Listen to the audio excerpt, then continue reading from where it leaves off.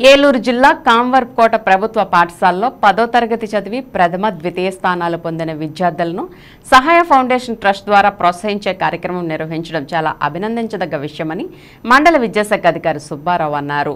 స్థానిక హైస్కూల్ ప్రాంగణంలో మండలంలోని 7వ పాఠశాలలో 10వ తరగతి చదివి ప్రథమ ద్వితీయ స్థానాలు పొందిన ప్రతిభ కలిగిన 13 మంది విద్యార్థులను గుర్తించి సహాయ ఫౌండేషన్ ట్రస్ట్ మెంబర్ రామన్నపాలెం గ్రామ నివాసి చైనాలో ఉండే బోడా విజయ్ ఆర్థిక సహాయం ద్వారా ప్రశంసాపత్రం పారితోషికం జ్ఞాపిక అందజేయడం విద్య పట్ల ఉన్న మక్కువను తెలియజేస్తుందని అన్నారు.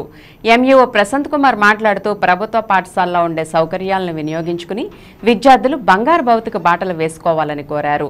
ఈ కార్యక్రమంలో రావికంపాడు ప్రధానోపాధ్యాయులు ఉమ్మడి భీమరాజు, ఉపాధ్యాయులు గోపాలకృష్ణ, పోరంకి నాగరాజు, శివప్రసాద్, కిషోర్, ఎస్ ప్రసాద్, ఎం సుబ్బారావు, సహాయ ఫౌండేషన్ ట్రస్ట్ సభ్యులు వీరమల్ల మధు, మున్నంగి శ్రీనివాస్, గోరికల వెంకట్, సౌజన్ సాయి, విద్యార్థుల తల్లిదండ్రులు పాల్గొన్నారు.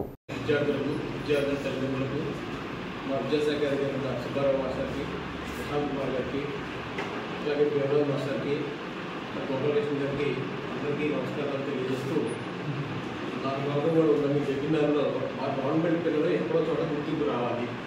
మాకు హెచ్ఎం గారు మా అంతకుముందు ఈ ప్రశాంత్ కుమార్ గారికి స్కూల్లో పనిచేశారండి. ఆయన చిన్న ఫౌండేషన్ వేసి వెళ్ళారు, మాకు చిన్న ఇన్స్టిట్యూషన్లో కలెక్ట్ చేసి వెళ్ళారు. దాన్ని అలా కంటిన్యూ చేస్తున్నాం. ఆయన ఉన్నప్పుడు 5కి 500 వస్తే ఈ సంవత్సరం 12 మందికి వచ్చాయి. 100కి 100 వచ్చిన పిల్లలు మా స్కూల్లో చదువుతున్న ఇక్కడే ఉన్నారు. మండలం ఫస్ట్ మాదే, మండలం సెకండ్ మాదే, మండలం 4th ప్లేస్ కూడా మాదే. అటువంటి ఎన్నో అవకాశాలు ఉన్నాయి. ఈ స్కూల్లో కూడా చాలా కష్టపడితే పనిచేసినటువంటి ఉపాధ్యాయులు ఉన్నారు. ఎప్పటికప్పుడు మాకు ఎంఈఓ 1 పక్కనే ఉన్నారు.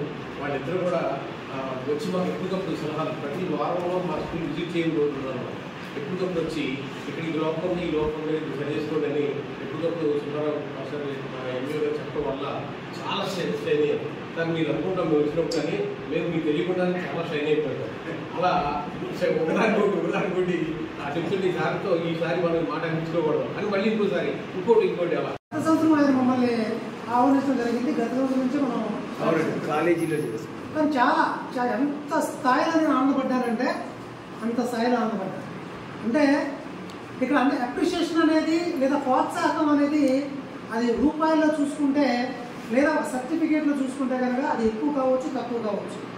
కానీ ఒక వేదిక మీద విద్యార్థులందరినీ పిలిపించి ఆ పాఠశాలలో మెరిట్ స్టూడెంట్ పిలిపించి గుర్తించి ఐడెంటిఫై చేసి ఆ విద్యార్థుల్ని మరి అంటే వాటిని ప్రోత్సహించడం అంటే మిగతా పిల్లలకి మోటివేషన్ చేయడం.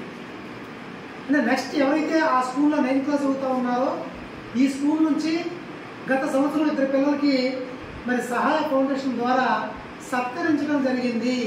అంటే అందరిలో ఒక గౌరవప్రదంగా కూర్చోబెట్టి సన్మానం చేయడం కానీ లేదా ఆయన కూడా ప్రభుత్వ పాఠశాలలోనే చదివి మన 93 రామన్నపాలెం గ్రామానికి చెందిన బోడా విజయ్ గారు ఇప్పుడు చైనాలో ఉంటున్నారు.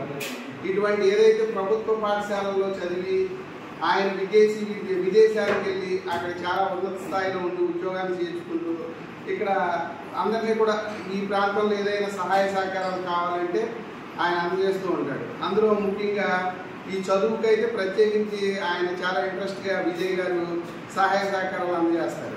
కాబట్టి మనం ఈ కాన్సెప్ట్ అనుకున్నప్పుడు గత సంవత్సరం కూడా ఆయన సహకరించారు. ఈ సంవత్సరం కూడా ఈ పిల్లలందరినీ కూడా మనం మోటివేషన్ చేయాలి. ప్రభుత్వ పాఠశాలలో చదువుకుంటున్న విద్యార్థులను ప్రత్యేకంగా గుర్తించి వాళ్ళని ప్రోత్సహించడం కోసం మరి పారితోషికలు కానీ, జ్ఞాపికలు కానీ, సర్టిఫికేట్లు కానీ, ప్రశంస పత్రాలు కానీ అందజేస్తూ ఈ కార్యక్రమానికి వెన్నుదలుగా ఉన్నటువంటి శ్రీ బోడా విజయ్ గారు వారికి కూడా మన అందరి తరఫున హృదయపూర్వక ధన్యవాదాలు తెలియజేస్తూ ఉన్నాం.